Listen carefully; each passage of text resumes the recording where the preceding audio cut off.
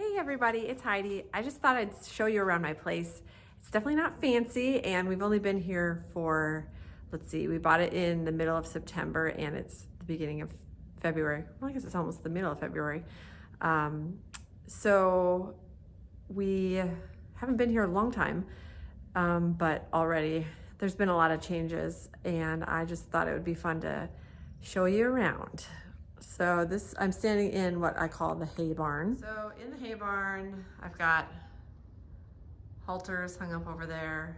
We've got cans of feed. This is where I store my hay, up on pallets. Keep the cart and various tack trunks and things over there, blankets. It's definitely not fancy. We got all of our different tools up on the wall, and me being an industrial engineer, I have labeled all the hooks because, well, almost all of them. Those for the manure forks I finally just put up, and so they haven't been labeled yet. But I do want to make it easy for other people to put things back when they get them out. We've got lots of brushes and things over here. But we are not blessed with a actual like stable. So we don't have a traditional tack room or anything. Actually, I keep my tack, which is Hazel's saddle and our bridle and stuff, in our old baby bike trailer. I'll have to do a video of that one of these days to show you how much stuff I can fit in the bike trailer. It's very convenient for bringing stuff up and down from the house, since I keep all that stuff in the garage just to keep it safe and a little more climate controlled. But yeah, this is the hay barn, so it's functional. It was super gross when we first bought it. When I cleaned it out, I actually found a smushed, like mummified rat underneath the pallet thingy that they had their hay stored on. So it's a lot cleaner than it used to be, but obviously still room for improvement. But once again, the industrial engineer in me is always thinking of ways to improve. So now I'm gonna walk you around to the barn. So once we go out of the hay barn, you just go around the corner here to the barn, and it's definitely not a traditional stable type setup. I'm not really sure who designed this, but it definitely works, but it's definitely different than what I'm used to. So I've got it closed up because this morning was chilly. There's a view down the field. I should open this up now though. So in the barn, we've got just two sides, and I haven't actually measured it, but it's probably, they're like 12 by maybe 30 feet, 24, somewhere in there. It's pretty big. They're like bigger than a double stall. And here comes Reggie, so I'm gonna shut this one gate. Hi, buddy. And there comes Kiki. They're always together. They are a pair. In here we have lights that Dave put up. There were not lights in here. It did have fans for the horses, but they were not wired in. There's a bunch of extension cords in here. It was quite a mess of electricity in here. So Dave was able to put up actual lights, and he put conduit up to put the cords in for the fans and stuff. You can see these dirty spots on the wall here. There were kind of like tables where the people would just dump their horses' food on it, and there were also metal hay rack things up, and that's fine if that's what you like and that's what works for you. That's, you know, great. But for me, when we just had Kiki here at first, I was using a big Rubbermaid, well, it's not Rubbermaid, but you know, the big shallow water trough. We used that for her hay at first. And now I'm using hay nets. So I've got hooks up on the wall for a bucket and for a hay net for each horse. And then right now they each have a big tub of water in the corner. This also has been an evolving process because there's another one out there for them when they're outside. I do have water buckets over there beyond the majestic collie watching everything. I was hanging water buckets in here, but once again, things are evolving, and they like the water on the ground right now. But you know, next week, things might change.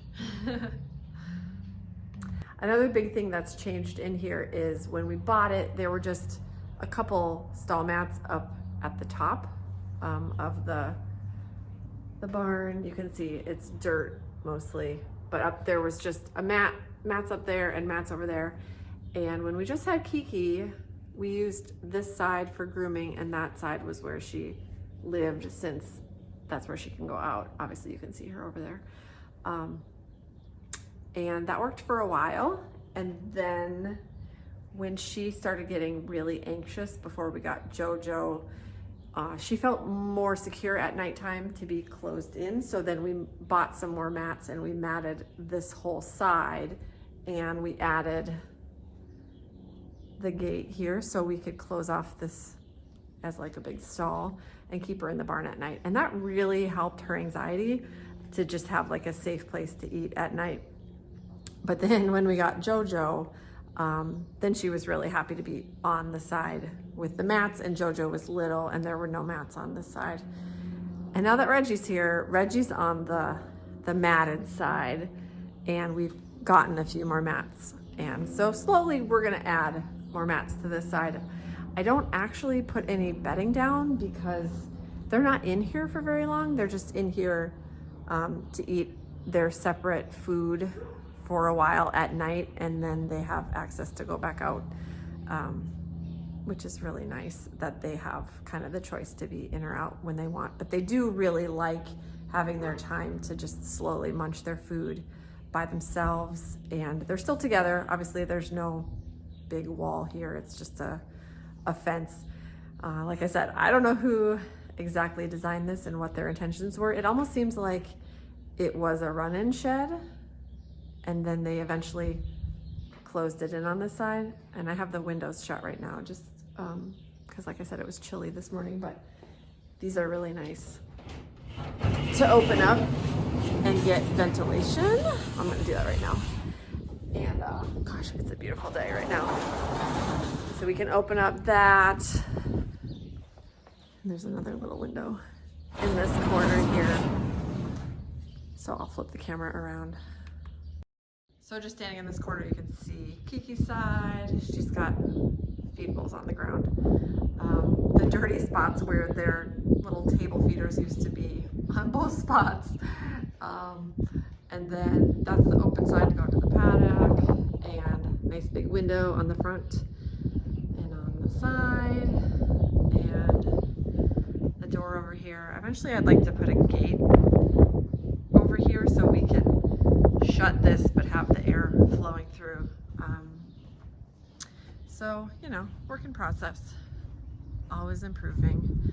And then we can shut them on each, they could each have a side with a paddock, access to the barn. There's Kiki again.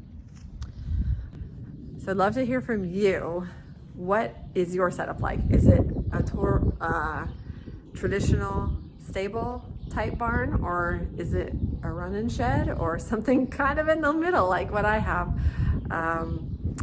We looked at, gosh, probably 100 houses, and some of them had no horse facilities, some of them had just a little, you know, shed on the side of a garage. We didn't see anything with, I mean, this is Texas, so I don't know, maybe there just aren't as many traditional like East Coast style barns, but we didn't really look at anything. So this is really cool. What I do love about this is just the access that the horses have to outside. It's a nice paddock over here where we can close them, and this was good for when Kiki was by herself and she was really anxious. She could still be outside, but it wasn't like too much room or she would run around and go crazy. And then it leads right out to the big, called the big pasture. There's Reggie, there's Kiki over there. And we got some rain last night, so it's actually starting to be a little green. Since I haven't been in Texas for more than, you know, since September, I don't know what the spring is going to be like. I don't know if we're going to get a ton of grass growing or if it's always going to be a little brown and dry. I have no idea. So it'll be fun to show you what it looks like throughout the year going forward. And it's very satisfying to just walk out and see the horses, and they're living their best life, just choosing to come up and go out and, oops, come on camera. Here, let's see, whoops, wrong way. I'm learning how to use my thing, so I apologize. There's their water, the water thing over there. That's where what I used to use for Kiki's hay. But now it's actually a water trough. And yeah, there's our cute little run-in barn, shelter. So like I said, it's not Pinterest, it's not fancy, but it's clean as much as I can keep it, and it's functional and it's flexible. It's definitely been able to go through changes of just Kiki and Jojo the mini, and then we were able to, because the stalls are so big, Kiki and Jojo, for the week of the winter storm, they shared a stall for the little while that they had to be in, and Reggie was on the other side. And now it's Kiki and Reggie, and they each have, you know, big double type stalls to spend their time in, and it's been great. So thought I'd show you around, and I just am so happy to be sharing with you, and love to encourage you if you have a similar setup, or maybe yours is rougher than mine, but you can always change it if you don't like how it's working as you get, you know, experience or your budget changes. Things can always adapt, and I will definitely continue to share as we make things better here. All right, talk to you later. Bye.